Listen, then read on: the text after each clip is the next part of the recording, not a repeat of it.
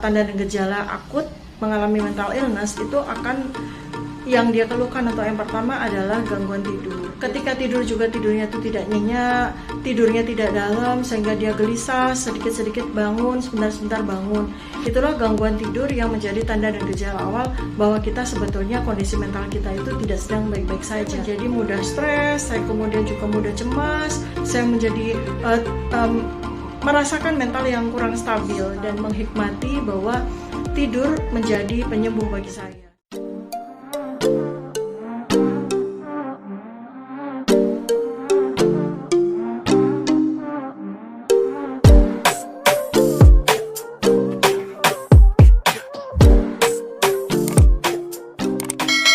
Tidur adalah salah satu aktivitas harian yang bisa menjadi obat yang terbaik manakala kita menderita stres atau kumpulan gejala mental illness yang lain ya, seperti depresi dan sebagainya.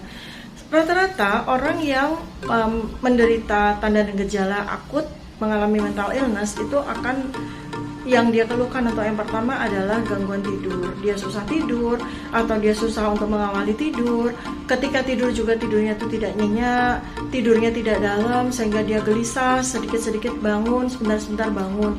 Itulah gangguan tidur yang menjadi tanda dan gejala awal bahwa kita sebetulnya kondisi mental kita itu tidak sedang baik-baik saja. Dan saya pun juga mengalami ketika saya menjadi penyintas COVID ya.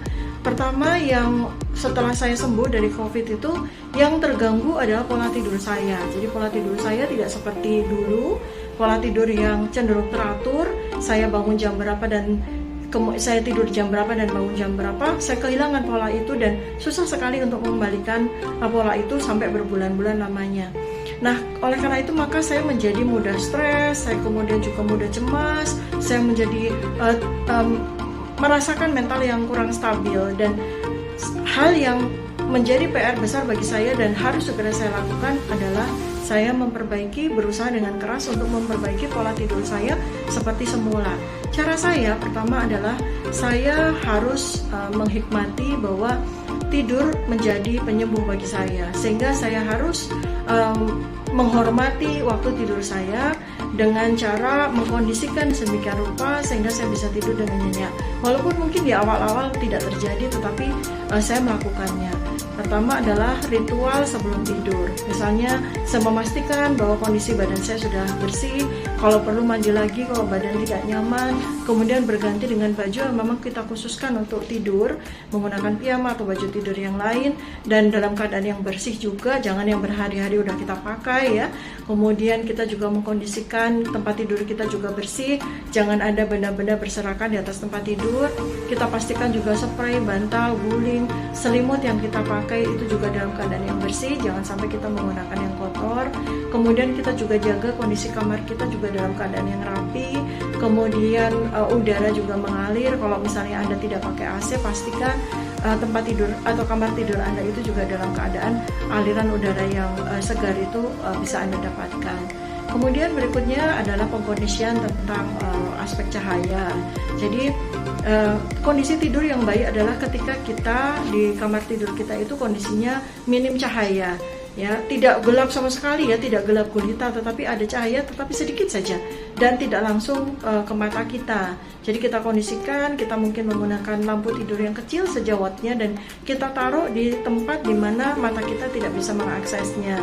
Jadi kondisinya remang-remang, setengah gelap, kemudian pastikan bahwa pintu dan jendela dalam keadaan aman, dan kemudian redupkan lampu, matikan lampu utama, dan kondisikan kamar kita dalam keadaan yang sudah siap untuk menjadi tempat istirahat kita yang baik sepanjang malam.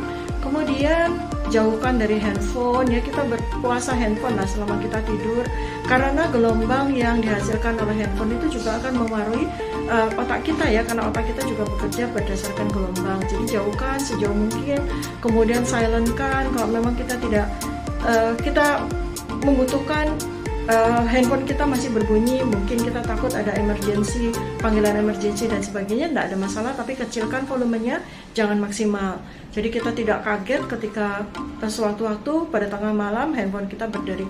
Tapi prinsipnya adalah jauhkan dari dari kita, dari tempat tidur kita, jauhkan. Kemudian sehingga kita tidak tergoda juga untuk masih chatting, untuk masih sosmedan gitu pada saat kita sudah siap untuk tidur.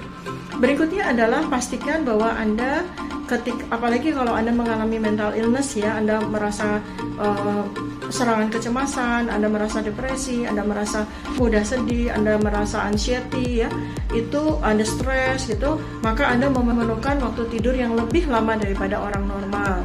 Ya, kalau orang normal mungkin rata-rata sudah butuh hanya 5-6 jam waktu tidur di malam hari, tapi mungkin untuk Anda yang sedang mengalami mental illness harus ditambahkan 1-2 jam lebih lama.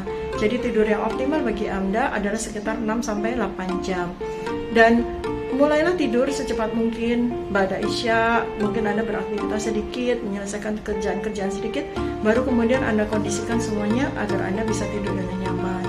Kemudian Anda tidur, lalu kemudian bangunlah pada dini hari untuk mulai sholat tahajud atau mulai untuk bersiap-siap, kemudian tadarusan atau mau sholat subuh, begitu Anda dalam keadaan yang sudah optimal untuk bangun. Itu saran saya yang mungkin bisa Anda jalani.